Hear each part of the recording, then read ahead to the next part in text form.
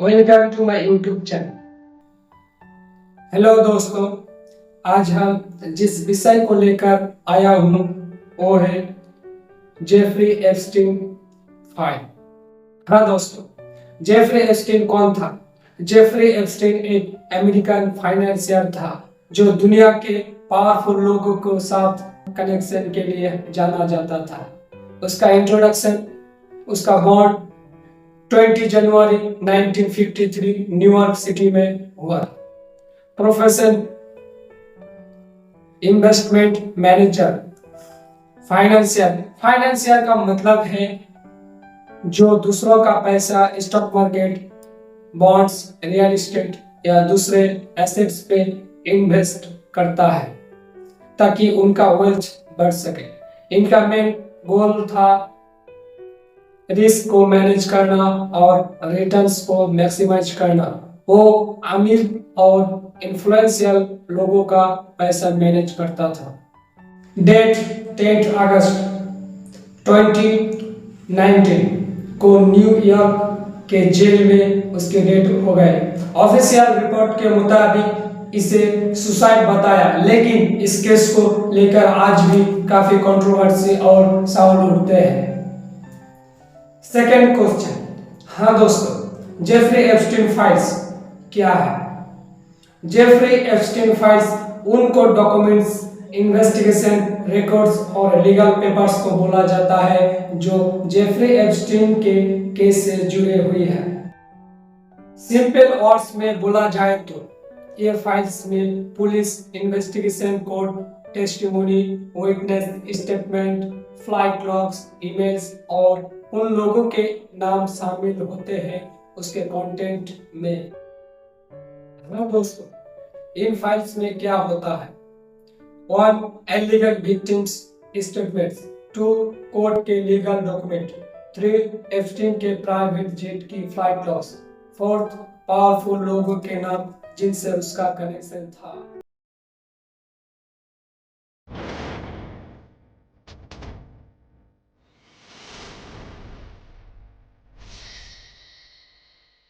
हाँ दोस्तों, Jeffrey Epstein island क्या है? लिटिल सेंट जेम्स आइलैंड एक प्राइवेट आइलैंड था जो जेफरी एप्स्टीन ने 1998 में खरीदा था। यह island United state virgin island में यूनाइटेड स्टेट के एरिया में आता है। इस आइलैंड को लोग क्या कहते हैं? मीडिया में इसे एप्स्टीन आइलैंड या पेडोफिल आइलैंड भी कहा गया है क्योंकि यहाँ पर सीरियस इलीगल एक्टिविटीज के एलिगेशन लगे था। एलिजेटली और इलीगल और क्या होता था इस आइलैंड में? हाँ दोस्तों, माइनर लड़कियों को वहां पर लाया जाता था, उनका सेक्सुअल एक्सप्लॉयटेशन किया जाता था। कुछ विक्टिम्स ने क्लेम किया कि उन्हें पावरफुल लोगों से मिलाया गया। आइलैंड को एक प्राइवेट जगह के रूप में यूज किया जाता था जहां बैडल छुपा कर हो सकती है। ये सब बातें फेडरल इन्वेस्टिगेशन और कोर्ट केसेस का हिस्सा रही है। हाँ दोस्तों, जेफरी एप्स्टीन फाइल में कौन कौन ऐड था? जेफरी एप्स्टीन फाइल्स में बहुत सारे लोगों के नाम आए थे, लेकिन एक बहुत इंपॉर्टेंट बात याद रखना चाहिए। सिर्फ नाम आना मतलब ये नहीं कि वो लोग भी इस क्राइम में इन्वॉल्व थे।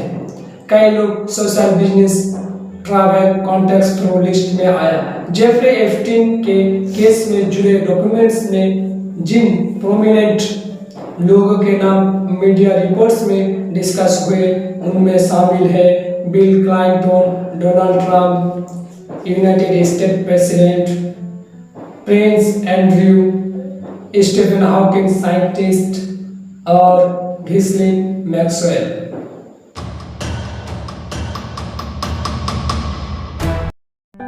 हाँ दोस्तों, घिस्लिन मैक्सवेल कौन था एंड जेफरी एप्स्टीन के साथ उसके क्या रिलेशनशिप था? घिस्लिन मैक्सवेल और जेफरी एप्स्टीन 1990 के शुरुआत में मिले। मैक्सवेल ने एप्स्टीन को हाई सोसाइटी सर्कल्स में इंट्रोड्यूस करवाया। दोनों का सोशल और प्रोफेशनल कनेक्शन स्ट्रॉन्ग हो गया। 1990 से लेकर 2000 तक एलिगेशन के मुताबिक इसी पीरियड में माइनर गर्ल्स को रिक्रूट करने का नेटवर्क डेवलप हुआ। मैक्सवेल पर आरोप लगा कि वो विक्टिम्स का ट्रस्ट जीतने में रोल प्ले करता थी। 208 में एप्स्टाइन ने फ्लोरिडा केस में अपराध स्वीकार किया। मैक्सवेल पर तब डायरेक्ट चार्जेस नहीं लगे, लेकिन उसका नाम इन्वेस्टिगेशन में आया। 2019 में एप्स्टाइन को दोबारा अरेस्ट किया गया फेडरल सेक्स ट्रैफिकिंग चार्जेस पर। अगस्त 2019 में जेल उसकी डेथ हो गई। ऑफिशियली सुसाइड बताया गया। 2020 में मैक्सवेल को FBI ने अरेस्ट किया। 2021 में न्यूयॉर्क फेडरल कोर्ट ने मैक्सवेल को सेक्स ट्रैफिकिंग और रिलेटेड चार्ज में गिल्टी पाया। 2022 में मैक्सवेल को 20 साल की जेल की सजा सुनाई गई। सबसे इम्पोर्टेंट बात ये फाइनल पॉइंट, सबसे इम्पोर्टेंट बात या फाइनल पॉइंट, एप्स्टाइन की 2019 में जेल में डेथ के बाद भी केस खत्म नहीं हुआ। उसके साथ घिसलिन मैक्सवेल को 2021 में कोर्ट ने दोषी पाया। 2023 से लेकर 2024 में कई एप्स्टाइन फाइल्स डॉक्यूमेंट अनसील्ड हैं। धोखाधड़ी अभी भी इंसानियत और ट्रांसपेरेंसी की डिमांड करता है। इस केस का सबसे बड़े इम्पैक्ट ये रहा कि इसने दिखाया पावर और इन्फ्लुएंस का मिसयूज कितना डेंजरस हो सकता है। लॉ सिस्टम पर पब्लिक ट्रस्ट का सवाल उठ सकता है। धोखाधड़ी की आवाज को सुनना और प्रोटेक्ट करना बहुत जरूरी है। यह केस सिर्फ एक इंसान की कहानी नहीं, बल्कि पावर, जस्टिस और अकाउंटेबिलिटी ग्लोबल इश्यू बन गया। हाँ दोस्तों, अगर इस वीडियो को पसंद आया तो लाइक, शेयर एंड कमेंट और सब्सक्राइब करना ना भूलें। लास्ट तक देखने के लिए thanks my all friends. Thank you.